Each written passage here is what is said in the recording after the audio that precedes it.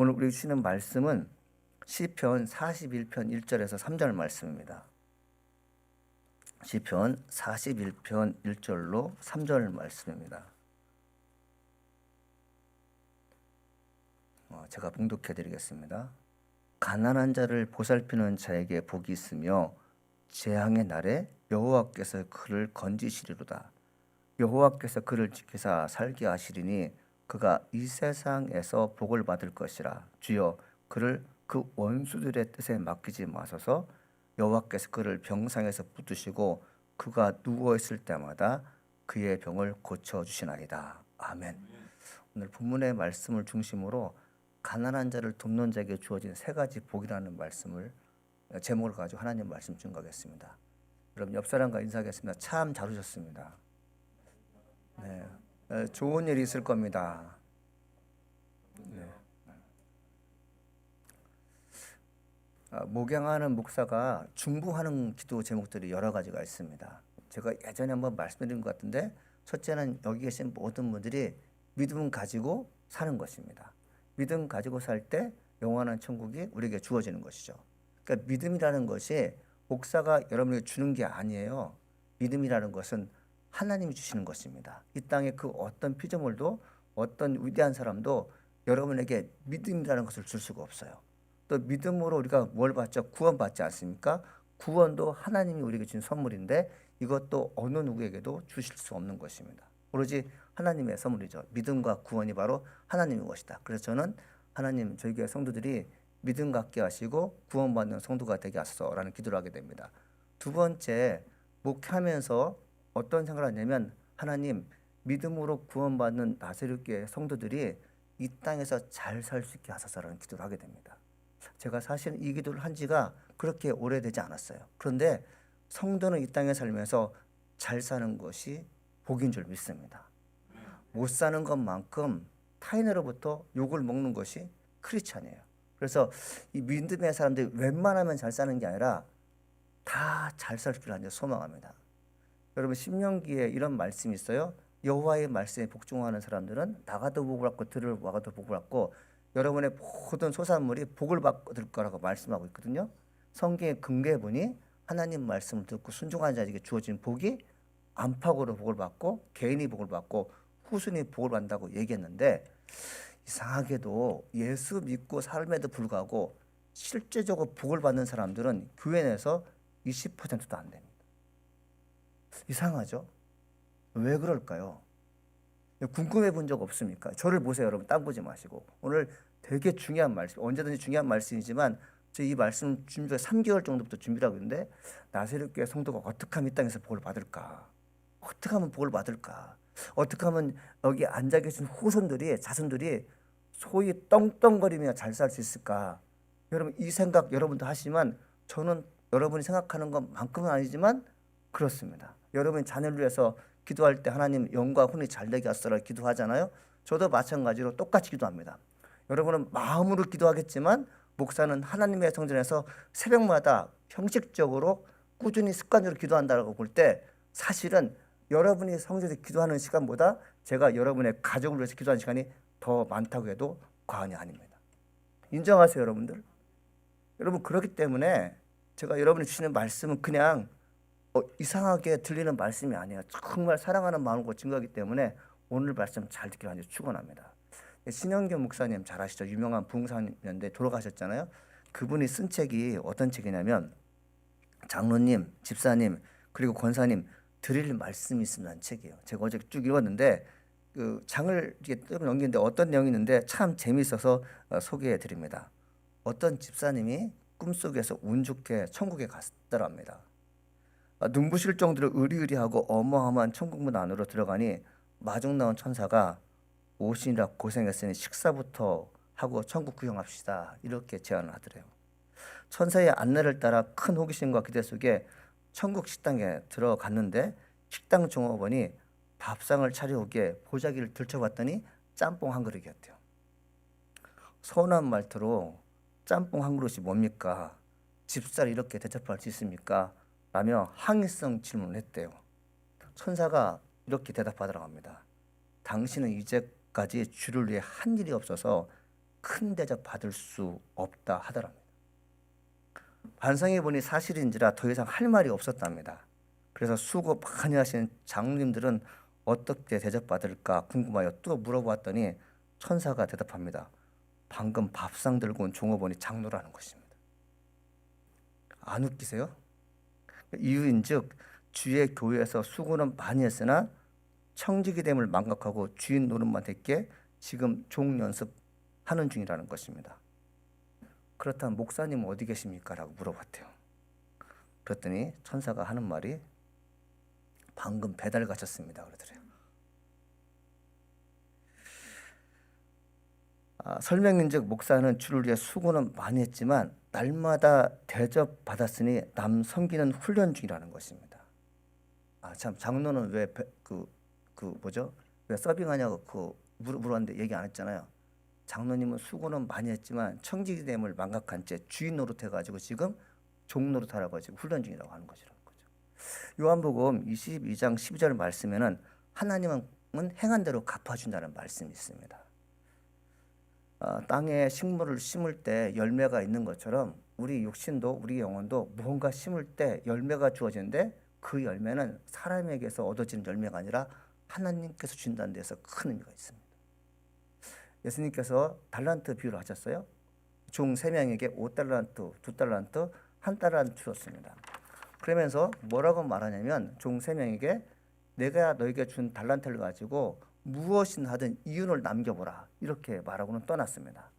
자, 그들이 가지고 있는 5달란트, 2달란트, 1달란트를 가지고 이제 무언가 하는 동안에 주인은 어딘가 떠났고 다시 들어와서 물었습니다. 물어봐요. 5달란트 받은 종이 주인에게 말합니다. 내가 5달란트를 가지고 5달란트를 남겼습니다. 2달란트 남긴 종이 2달란트를 가지고 2달란트 남겼습니다. 이렇게 얘기하죠. 근데 1달란트 남긴 종은 하나도 남기지 않았어요. 그 동안을 땅에 감추어 두고는 어떤 일도 하지 않았습니다. 주인은 종에게 엄한 책망을 하죠. 그 주인이 대답하여 이르되 악하고 게으른 종아, 나는 심지 않은 데서 거두고 해치지 않은 데서 모으는 줄 내가 알았느냐. 그러면 내가 마땅히 내 돈을 취리하는 자들에게나 맡겼다가 내게 돌아와서 내 원금과 이자를 받게 하였을 것이니라 하고 그들에게 그 1달란트 받아 10달란트 가진 자에게 주라. 무릇 있는 자는 받아 풍족하게 되고 없는 자는 그 있는 것까지 빼앗기라. 이 무익한 종을 바깥 어두운 데로 내쫓으라. 거기서 슬피 울며 이를 갈리라 하니라. 이렇게 돼 있어요. 5달란트 받은 자와 2달란트 받은 자는 어떤 축복의 말씀이 주어지는가 하면 잘하였도다. 착하고 충성된 종아, 내가 적은 일에 충성하였음에 내가 많은 것을 내게 맡기리니 내 주인의 즐거움에 참여할지어다 돼 있어요. 여러분, 여기서 우리가 중요한 게 있는데 착하다고 해서 하나님으로부터 열매 보상받는 게 아닙니다. 충성스러워야 돼요. 근데 충성스러운 사람 중에 착하지 않은 사람이 있습니다. 성경은 얘기하기를 착해야 되고 충성스러워야 된다고 돼 있어요. 자, 이 말씀을 가지고 공동 번역 카톨릭에 쓰는 성경에는 뭐라고 써 있냐면 너는 과연 착하고 충성스러운 종이다. 내가 작은 일에 충성을 다했으며 이제 내가 큰 일을 너에게 맡기겠다. 자, 어서 와서 내 주인과 함께 기쁨을 나누어라 돼 있어요. 여러분, 하나님의 심정을 헤아려서 최선을 다하는 자에게 주어진 축복이 뭐냐면 하나님의 즐거움에 참여하는 것입니다. 더 놀라운 것은 뭐냐면 가난한 자가 누려야 할 복을 부자가 갖게 되는 것이죠. 우리가 일상을 살면서 가난한 자에게는 계속해서 부가 쌓여요. 가난한 자는 계속해서 가난해집니다. 왜 그럴까요? 가난한 자는 가난할 만한 이유가 있기 때문에 그래요. 부자는 왜 부자입니까? 부자 될 만한 이유가 있기 때문에 그래요. 그런데 하나님께서 뭐라고 말씀하시냐면 가난한 자가 지금 1달란트 가지고 아무것도 남기지 않았잖아요. 근데 하나님께서 가난한 자의 것을 빼앗아서 누구에게 주는가 하면 10달란트 가진 자에게 주게 됩니다. 우리 같으면 10달란트 받은 자에게 1달란트밖에 남기지 못한 그 사람에게 주라고 하잖아요. 이게 사회주의 공산주의예요, 사실요. 근데 성경의 가치관은 천국과는 이코노믹 시스템은 뭐냐면 가난한 자는 계속해서 가난하게 만드는 거예요. 부자는 계속해서 부자 되게 만드는 거죠. 이 말씀을 듣고 있을 때 부자로 살아분들은 내가 왜 가난하고 가난한 분들은 왜 내가 가난한지 알게 될 거예요. 부자가 봤을 때 가난한 사람들은 항상 가난할 수밖에 없는 뭔가 단점들을 갖고 있어요. 그러나 놀랍게도 가난한 자는 왜 부자가 되는지를 잘 모른다는 거죠. 여기서 큰 차이가 있어요. 성경은 가난한 자가 어떻게 하면 부자가 되고 부자가 될 수밖에 없는 환경에 놓인 사람이 어떻게 부자가 되는지 오늘 성경에 나와 있어요. 자, 예수님께서 가난한 자에게 뭐라고 말합니까? 이 무익한 종이라고 해요. 그래서 뭐라고 말합니까? 너 그거 가지고 이자놀이 했으면 돈 조금이라도 벌었을 거 아니냐. 그걸 어떻게 땅에 감춰두고 아무것도 하지 않느냐. 그러면서 뭐라고 얘기하냐면 쓸모없는 종이라고 해요. 그러면서 한마디 더 하는데 너 이를 갈며 떨며 살게 될 것이다. 지옥불에 떨어질 거라고 얘기하죠. 여러분, 이 간단한 얘기인데도 불구하고 하나님께서 뭐라고 말씀하시는 거죠? 가난한 자에게 뭘 주지 않아요? 은혜 주시지 않아요. 하나님께서 기회 주시지 않아요. 오늘 우리에게 주신 시편 말씀은 축복의 삶이 어떻게 주어지는지 설명하고 있다는 점에서 매우 중요합니다. 우리는 재앙을 피하고 살고 싶어요. 그리고 우리는 하늘마다 대성하기를 원합니다. 그리고 우리는 질병에 걸리지 않기를 원해요. 질병에 걸렸을 때도 금방 낫기를 원합니다. 근데 여러분들이 세 가지 좋은 축복이 우리에게 주어지지 않는 이유가 무엇인지 여러분 알아야겠죠. 그런데 오늘 성경 말씀에는 이 세 가지 축복을 다 받으려면 어떻게든지 알려주고 있어요. 오늘 시편 41편 1절로 3절 말씀에 이렇게 써 있지 않습니까? 가난한 자를 보살피는 자에게 복이 있으며 재앙의 날에 여호와께서 그를 건지시리로다. 여호와께서 그를 지키사 살게 하시리니 그가 이 세상에서 복을 받을 것이라. 주여 그를 그 원수의 뜻에 맡기지 마소서. 여호와께서 그를 병상에서 붙드시고 그가 누워 있을 때마다 그의 병을 고쳐 주시나이다. 이렇게 이야기하고 있습니다. 저 고개를 들지 않으신 분들은 복을 받기를 원치 않은 분으로 알겠습니다. 여러분 정말 중요해요. 여러분 블레싱이라는 게 블레싱이라는 거 제가 정말 중요합니다. 여러분 저도 가난을 알거든요. 가난 너무 알아요. 제가 10,000원 가지고 제가 일주일을 버텨본 적이 있는데요. 정말 죽겠더라고요. 근데 라면도 그때 500원이면 이제 세 끼를 다 먹으면 일주일 못 살잖아요. 이게. 그러니까 힘든 거예요, 여러분들. 근데 블레싱, 이 축복이라는 말이 여기 계신 분들은 가난하게 살았을지 모르겠지만 자녀만큼 부자로 살게 만들어 주셔야 되잖아요. 할렐루야. 이게 이제 한이 맺혀서 여러분에게 말씀하시는 거예요. 제가 말씀드리는 것입니다. 그래서 귀를 쫑긋 세워서 듣기를 간절히 소망합니다. 이 복을 받기 위해서 여러 가지 일을 해야 한다는 것은 상식적으로 알고 있습니다. 그런데 오늘 본문에는 뭐라고 말씀하시냐면 너희들이 복을 받으려면 가난한 자를 돌보는 자에게 복이 주어진다고 말씀하셨어요. 이 돌본다는 말이 이제 몇 가지 뜻이 있는데 히브리어로 소칼이라는 말 뜻이라고 합니다. 고려하다, 신중하게 생각하는 뜻이라고 합니다. 그러니까 가난한 자를 보고 그냥 지나치지 말고 왜 가난하게 살까? 가난한 자로서 무엇을 해야 되는지 생각을 많이 하는 것이 보살핀다는 뜻이 있다고 합니다. 어떤 대상자를 놓고 신중하게 골몰하고 있는 사람, 지혜로운 사람이에요. 생각 없이 사는 사람을 무지하다고 합니다. 가난한 자를 두고 심각하게 고민하며 생각하는 그 사람을 하나님께서 뭐라고 말씀하시면 그 사람이 복되다고 말씀하셨어요. 제가 말씀을 묵상하면서 왜 하나님은 가난한 자를 놓고 고민하는 자가 복이 있는지 나름 생각해 보았어요. 우선 가난한 사람들은 왜 가난한지 역추적합니다. 누가 역추적한다고요? 가난한 자가 역추적하는 게 아니라 부유한 자가 왜 가난하게 사는지 역추적한다는 거죠. 그러니까 이게 뭐냐면 자기 입장에서 자기를 보는 게 아니라 부자로 살아본 사람들이, 부자로 산 사람들이 가난한 자를 보고 지금 얘기한다는 거죠. 할렐루야. 가난한 자는 자기가 가난한 줄 몰라요. 그런데 부자로 살아보고 부자인 사람들은 안다는 거죠. 가만히 보니까 가난한 자는 한 달란트 받은 자가 똑같아요. 악하고 게으릅니다. 미래가 어떻게 될지 모른다는 것이죠. 일하는 거 원치 않아요. 요령 피우게 되는 거죠. 그래서 뭘 생각합니까? 내가 만약에 요령 피우고 게으르고 악하게 살면 나 역시 가난할 수밖에 없다는 생각들을 하게 되는 거죠. 그래서 남을 보살핀다는 뜻이 신중하다, 깊이 생각하는 뜻은 뭐냐면 내 미래를 아는 사람들이 부유하게 사는 것이죠. 두 번째는 뭐냐면 가난한 자를 그냥 놔두는 것이 옳은가에 대한 문제예요. 사람이 무엇을 심든지 그대로 거둔다는 것이 오늘 본문의 말씀이잖아요. 어떤 사람이 그런 얘기를 합니다. 저 가난한 사람은 어려움을 당해봐야 정신을 차릴 거야 하면서 미워하고 증오하는 것 하게 되는데 주님께서 원치 않는 거죠. 여러분, 태어나서부터 몸이 아픈 사람이 있어요. 태어나서부터 이제 신체가 이제 좋지 않아서, 정신이 좋지 않아서 아무리 일을 해도 돈을 벌 수 없는 사람들이 있습니다. 그런 자를 위해서 뭘 해야 돼요? 부유한 사람이 교회가 돕는 것입니다. 할렐루야. 이게 참 중요한, 보살핀다는 것이 그런 뜻이에요. 여러분, 너무 여러분이 살면서 나는 얼마밖에 갖고 있지 않기 때문에 남을 도와줄 의향이 없어라고 생각하는 사람들은 계속해서 그렇게 살 수밖에 없어요.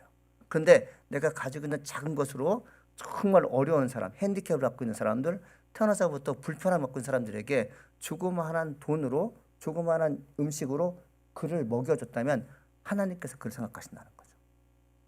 별거 아닌 것 같죠. 셋째는 뭐냐면, 가난한 자를 생각하고 가난한 자를 동정하고 가난한 자를 도와주는 것이 하나님의 뜻이라는 것입니다.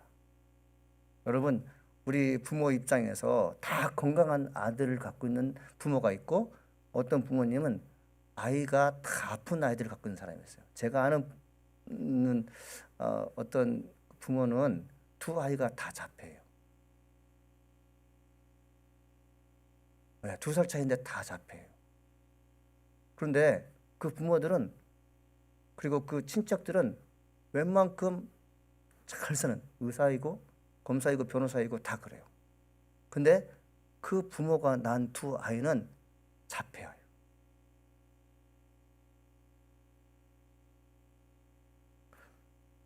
하나님이 뭘 생각하는 거죠? 그런 자를 도와주라고 여러분을 건강하게 만든 것입니다. 하나님의 입장에서 뭘 생각해야 됩니까? 내가 부모인데, 또 하나님도 부모이잖아요. 하나님은 어떤 사람들만 갖고 있을까? 다 똑똑하고 명예가 있고 건강하고 축복받고 머리가 좋은 아들, 딸만 갖고 있을까요? 아니라는 거죠. 하나님이 돌봐주는 사람들은 온갖 종류의 사람이 다 있어요. 그런데 우리가 어제 금요일 날 은퇴 아파트 가서 예배 드릴 때 우리는 하나님의 형제이고 하나님의 가족이라고 되어 있잖아요. 예수 믿고 구원받은 사람이라면 그 형제가, 그 아이가 아프다면 내 형제가, 내 아들, 딸이 아픈 만큼 아프다는 것을 마음으로 받아들여야 돼요. 믿습니까? 그런 마음을 갖고 있는 사람들이 돌보는 사람이고, 그런 마음을 가진 사람들이 하나님부터 축복을 받는 것이죠. 여러분, 우리가 살면서 정말 가난한 자를 위해서 생각한다는 것은 큰 축복입니다. 옛날 현자들이 어떤 현자였냐면, 저는 지혜자인 사람들을 공부 많이 하고 명예가 대대손손으로 온 사람을 지혜자라고 하는데, 히브리적 사고는 그렇지 않다고 합니다. 가난한 자를 돌보는 사람들을 현자라고 했대요. 그 사람들을 지혜자라고 했대요. 그래서 여러분들 나이가 지긋하게 먹는 분들 가운데 저분은 참 현자이고 저분은 참 존경받을 만한 사람이라고 지금 칭찬을 받고 있다면, 그분은 분명히 가난한 자를 위해서 무언가 하고 있습니다. 동의하세요? 동의하시냐고요. 이게 선현들이 하신 말씀인데 제가 그걸 봐요. 나이가 들었지만 존경을 받고 있는 사람들이 지혜자고 현자인데, 지금 힘들고 어려운 사람을 위해서 계속해서 뭔가를 도와주고 있다는 거죠. 그런데 하나님께서 그런 자를 계속해서 복주겠다고 말씀하고 있어요. 왜 우리 가난할까요? 나이가 들어서 연약하기 때문에 가난한 게 아니라 우리의 마음속에 사람을 돌보고자 하는, 가난한 사람을 재정적으로 돌보고자 하는 심령이 없어서 그렇습니다. 심령이, 마음이 너무 부자예요. 나 혼자만 잘 살면 됐지 왜 남이 가난까지 책임져야 되나. 뭐 아침에, 이른 아침에 노인 어르신 밥을 식사를 하시든 뭐라든 뭔 상관이야. 그러니까 나만 잘 먹으면 됐지. 근데 여러분, 우리 은퇴 아파트 하시는 제 모 장로님과 유 모 장로님은 아침마다 밥 해주거든요. 뭐 드셨냐 안 드셨냐. 그런 가정에 주의 축복이 임할 줄 믿습니다. 우리 교회 권사님들 대부분 다 그런 분이에요. 너무 감사하죠. 그래서 여러분들 지금은 힘들고 어렵겠지만 반드시 여러분의 가정에 30배, 60배, 100배 축복이 임할 줄 믿습니다. 이 축복의 말씀이 다른 사람의 말씀이 아니라 바로 우리 교회에 주시는 말씀이라고 믿습니다. 많은 사람들이 그렇게 얘기합니다. 부유함과 그 사람의 삶의 모든 것은 사실은 배워서 되는 게 아니래요. 보고 배우는 거랍니다. 우리 엄마가, 우리 아빠가 남들에게 베푸는 것을요, 많이 보고 사는 사람들은 그 딸은, 그 아들은 가르쳐 주지 않는데도 불구하고 자연스럽게 배워난다는 거죠. 가난이 대물림하는 것은 무엇 때문에 그렇습니까? 윗선에서 선진들이 조상들이 가난한 자를 돌보지 않는 것을 보고 자랐기 때문에 그래요. 근데 후손이 잘 되는 것은 무엇입니까? 엄마 아빠가 할머니 할아버지가 가난한 자를 외면하지 않고 돌보았기 때문에 지금 후손이 잘 산다는 거죠. 그래서 가난의 끈도 부자의 끈이 있어요. 부자의 끈은 계속 연결시켜야 되고 가난의 끈은 끊어버려야 될 줄 믿습니다. 여러분 성경에 보게 되니까 그 현자, 지혜로운 자를 어떻게 합니까? 사람이 두려워하기도 하고 사람이 존경한다고 하죠. 다윗이 그런 사람이었어요. 사무엘상에 보게 되니까 사울은 다윗이 크게 지혜롭게 행함을 보고 그를 두려워하였으나 온 이스라엘 사람과 유다는 다윗을 사랑하였으니 그가 자기 앞에 출입하기 때문이라 되어 있어요. 사람을 또 사랑받았는데 사울은 다윗을 두려워해요. 왜? 지혜자기 때문에 그래요. 근데 여러분 놀라운 것은 뭐냐면 하나님께서 복을 주기로 작정한 지혜자는 하나님께서 따로 챙겨주신대요. 믿습니까? 내가 부자가 되고 싶어서 부자가 되는 게 아닌 거죠. 모든 것이 하나님의 은혜라는 것은 어떤 의미냐면 내가 은혜를 끼치는데 그 은혜를 끼칠 만한 생각과 그 은혜를 끼칠 만한 능력이 하나님께 주실 때 가능하다는 거죠. 그래서 우리는 잘 될 때 하나님께 감사한다는 것은 뭐냐면 생각부터 시작해서 행동까지 하나님께서 나를 도와주셨기 때문에 내가 능히 착한 일을 합니다. 이것 때문에 이렇게 감사하는 거죠. 저는 이 말씀을 묵상하면서 그렇구나. 복을 받을 만한 사람들이 복을 받은 인격과 지혜가 있는 게 아니라 하나님께서 그렇게 하시구나 하는 걸 느끼게 돼요. 여러분 이 복은 하나님이 여러분을 간섭하신다는 것은 여러분 두고두고 영원토록 여러분 놓치지 말할 것입니다. 둘째는 뭐냐면 그래서 쭉 나오는 게 뭐냐면 이제 쭉 나오는데 이제 재앙의 날에 여호와께서 구원해 주신다고 1절에 나와 있잖아요. 가난한 자를 보살피는 자에게 복이 있으며 재앙의 날에 여호와께서 그를 건지시리라 되어 있습니다. 이 재앙의 때가 이제 헬라어적 의미, 히브리적 의미는 뭐냐면 고난의 때라고 합니다. 힘듦의 삶이라는 거죠. 여러분 예수 믿고 구원받고 가난한 자를 돌보는 사람들은 어떤 환난과 어떤 위험에도 하나님께서 건져주는 믿습니까? 하나님께서 여러분들을 구원해 주시는데 다른 사람은 다 힘들게 살아도 나는 안전하게 보호받는 것을 믿습니까? 믿어야죠. 근데 여러분 중요한 게 있는데 여러분 우리가 의도적으로 다른 사람은 다 힘들게 살게 해주세요. 나만 안전하게 살게 해주세요. 그렇게 나를 약속하시면 내가 가난한 자를 돌보겠습니다 뜻이 아니에요. 그것은 뭐냐면 자연스러움에서 나오는 것입니다. 재앙도 우리가 원치 않는 시간에 주어지는 것처럼 축복도 우리가 원하는 때가 아니라 자연스러움이에요. 그냥 살다 보니까 복이 임한 거죠. 제가 말씀드렸잖아요. 인간의 의지와 인간의 생각대로 가난한 자를 돌본다면 계산대로 살기 때문에 못 도와줍니다. 그런데 하나님께서 마음 주시면 내게 가지고 있는 것이 얼마가 됐든 상관하지 않고 내놓는 걸 보게 돼요. 이게 뭡니까? 하나님께서 복을 주기로 마음먹었다는 거죠. 두 번째는 무엇인가 하면 원수들의 손에서 건져주신다고 2절에 말씀하고 있어요. 여호와께서 그를 지키사 살게 하시리니 그가 이 세상에서 복을 받을 것이라. 주여 그를 원수들의 뜻에 맡기지 마소서. 이렇게 되어 있습니다. 여러분 사단은 마치 웅크리고 있는 사자와 같습니다. 풀을 먹고 있는 소와 양들은 사자가 주변에 웅크리는 것을 몰라요. 그렇기 때문에 자기가 죽는 줄 모르고 풀을 뜯는 것입니다. 그런데 소나 양이 풀을 뜯고 있다가 사자가 지금 오는 것을 보고 있다, 눈이 마주쳤다, 그러면 대부분 사자의 먹잇감이 됩니다. 눈을 마주치니까 도망가는 게 아니라 웅크리고 있는 것 자체를 봐야 되는데 보지 못하면 밥이 돼요. 근데 또 곤란한 것은 무엇인가 하면 하나님께서 웅크리고 있는 사자를요 쫓아보라는 것이.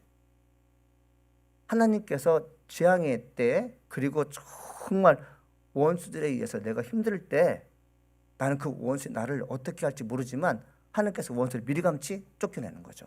그래서 여러분들 이 말씀의 뜻을 보게 되면 원수의 손에 건져 주옵소서, 원수의 손에 맡기지 마소서. 이 뜻이 뭔가 하면 원수의 욕심에 나를 넘기지 마소서라는 뜻입니다. 다시 한번 뭐라고요? 원수의 욕심에 나를 넘기지 마소서. 여러분의 미워하는 원수가 우리 가족의 재산을 탐하게 되면 여러분의 재산은 도둑맞게 돼 있어요. 맞죠? 심지어 여러분 악한 사람이 우리 가족의 형제 자매를요 욕심 부리게 되면 우리 가족 중에 누군가를 잃게 돼 있어요. 그래서 정말 힘든 일이 벌어지겠죠. 그런데 하나님께서 말씀하시는데 가난한 자를 도와주는 자에게는 원수의 손에서 건져주겠다고 말씀하시죠. 할렐루야. 여러분, 이 뜻이 뭐냐면 우리가 아무리 열심히 해도 도둑 맞으면 사기당하면 잘 살 수가 없어요. 사기당하지 않고 잘 살려면 평상시에 가난한 자에게 눈을 돌리라는 거죠. 여러분, 우리가 가지고 있는 욕심이 도리어 내게 화가 되는 것은 무엇이냐면 마땅히 도와줄 사람을 못 도와주고 다른 데 욕심 부리기 때문에 그런 거잖아요. 근데 마땅히 도와줄 사람을 도와주는 사람들에게는 하나님께서 보호하시는데 왜 그럴까요? 마음 씀씀이가 좋기 때문에 그래요. 세 번째는 뭐냐면 병에 걸렸을 때 낫게 해준다는 말씀입니다. 아멘. 여호와께서 그를 병상에서 붙드시고 그가 누워있을 때마다 그의 병을 고쳐주나이다. 이렇게 돼 있어요. 예수님께서 병들어 죽게 된 나사로를 구해주시지 않습니까? 살려주지 않아요? 근데 나사로란 뜻이 무엇인지 아십니까? 나사로란 뜻은 뭐냐면 하나님께 도움을 받은 사람입니다. 할렐루야. 그러니까 죽었는데 살아난 것은 뭐 때문에 그래요? 이름이 좋기 때문에 그래요. 하나님께서 도와준 사람. 그러니까 하나님은 내가 너를 도와주겠다고 말씀하시는데 나사로 입장에서는 하나님께서 나를 도와준다. 도움받은 사람이잖아요. 그래서 여러분, 우리가 어떤 상황에 놓여진 간에 하나님께서 도와주시면 무슨 병이든지 낫게 될 줄 믿습니다. 참 중요한 것이에요. 여기서 붙드신다는 말씀은 병마와 싸울 힘을 갖게 된다는 말씀이죠. 여러분, 병이 있게 되면 만사가 귀찮습니다. 이렇게 사느니 죽지라는 생각도 하게 돼요. 의사가 아무리 응해도 내 병은 고치지 못할까요? 이게 뭡니까? 마음이 낙심됐기 때문에 그래요. 그런데 평상시에 가난한 자를 도와주는 데 최선을 다한 사람들은 하나님께서 붙들어 주시는데 어떤 일을 하시냐면 너 나을 수 있어. 너 조금만 견뎌. 나을 수 있어. 이 마음을 견고하게 하신다는 거죠. 저는 이 말씀을 읽으면서 성경에 이런 말씀까지 있었나? 모든 병의 고침은 마음 먹기에 달려 있어라는 말을 우리가 들었는데 성경에 벌써 이렇게 써 있구나. 하나님께서 붙들어 주시는구나. 모든 병마가 나를 침입해서 나를 죽게 만들지라도 너는 살 수 있다는 믿음을 갖게 하는데 그 믿음을 갖게 하는 사람이 누구라고요? 평상시에 가난한 자를 돌본 사람에게 그런 믿음이 주어진다는 것입니다. 오늘 가서 아픈 사람에게 할머니 왜 아픈지 아세요? 가난한 사람 안 도와줘서 그래. 그렇게 얘기해 보십시오. 그냥 깨닫는 분이 계신가 하면 무슨 소리야 이렇게 할 거예요. 근데 여러분들, 제가 얘기했잖아요. 사람이 복을 받는 조건 가운데 하나가 바로 뭐라고요? 가난한 자를 도와주는 거라고. 여러 가지 있어요. 수백 가지가 있지만 오늘 시편 41편 1절 3절 말씀 뭐예요? 가난한 자를 돌보는 사람에게 병 중에서도 고침받게 한다는 것이 하나라 예라고요. 이거 가지고 여러분 막 놀리고 그러지 마세요, 여러분들. 근데 가만히 생각해보면 아픈 사람과 아픈 이유가 있다. 뼈 있는 말이니 의미 있게 받아들여 아주 축원합니다.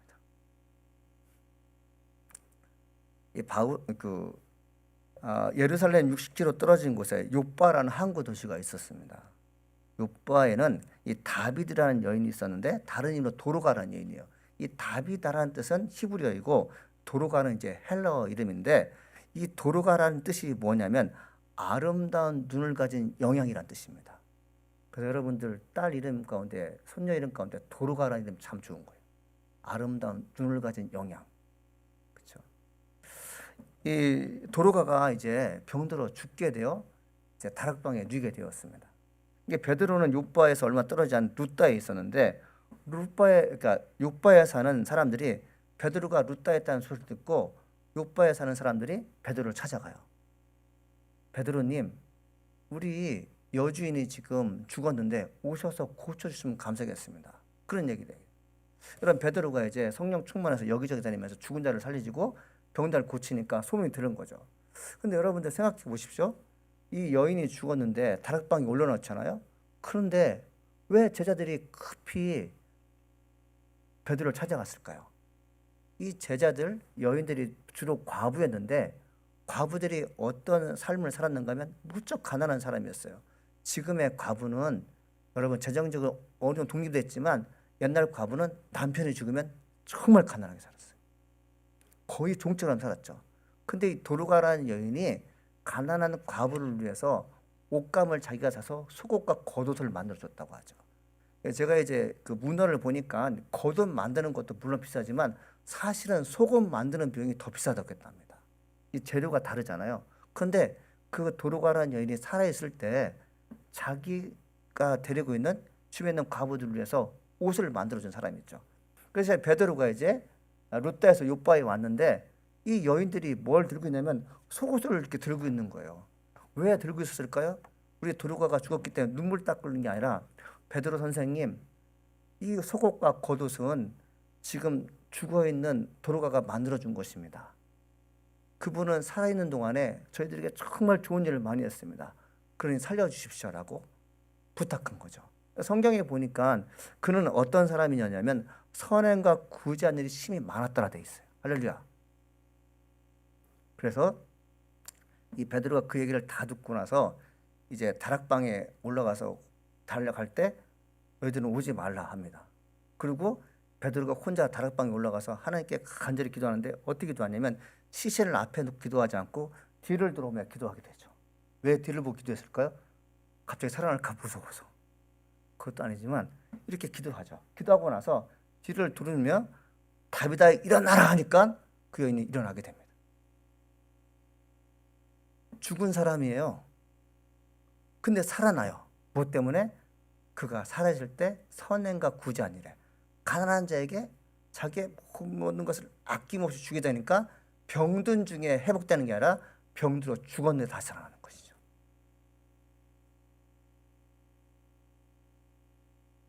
여러분 우리는 약을 좀 적게 드시고 가난한 자를 돌본 일에 한번 돈을 써보지 않겠습니까?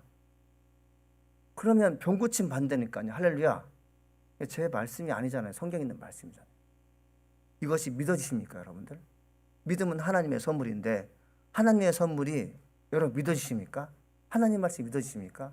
다른 말씀은 다 제하고 가난한 자를 재정적으로 돌본 사람들이 구원을 받고 병 고침을 받고 심지어 죽은 자 가운데 살아나는데 이게 복이 아니고 뭐겠습니까? 여러분 우리가 이제 선교하는 선교사님들 계시고 그런데 여러분 그냥 그분들을 좀 이렇게 도와주기 위해서 많은 헌금하는 거 원치 않고 그냥 한 달에 5불, 10불이라도 하나님께 헌금했으면 참 좋겠어요. 목사는 뭐 하는 사람이라고요? 어떻게 하면 복을 받는지 가르쳐주는 사람이잖아요. 전 여러분에게 이 땅의 삶에서 지향해서 구원받고 병고침 받고 하나님마다 성공한 일이 뭐라고요? 그러려면 가난한 자를 구제하고 돕는 것인데 여러분 그 일에 동참하기를 소망합니다. 그래서 한 달에 그냥 5불도 좋아요. 10불 이상 내지 마십시오. 네, 그냥 5불, 10불 내십시오. 이것이 쌓이면 1년이면 충분히 1000불이 되는 것 같아요. 1000불은 엄청난 돈이어서 여러분 정말 한 달에 30불, 50불로 한 달을 먹고 살리는 가정에게 1000불이라는 것은 그 동네 전체가 한 달을 먹고 사는 돈이라고 합니다.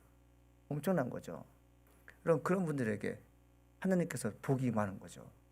여러분 우리가 이제 1월 1일 날 1월 첫 주, 1월 둘째 주 우리 함영숙 권사님 아드님이 귤을 보냈잖아요. 그래서 여러분은 저 혼자 다 갖지 않고 다 나눠줬잖아요. 근데 여러분들 혹시 귤 몇 개씩 가지셨어요? 한 봉지 10개 정도 가지셨나요? 넘죠?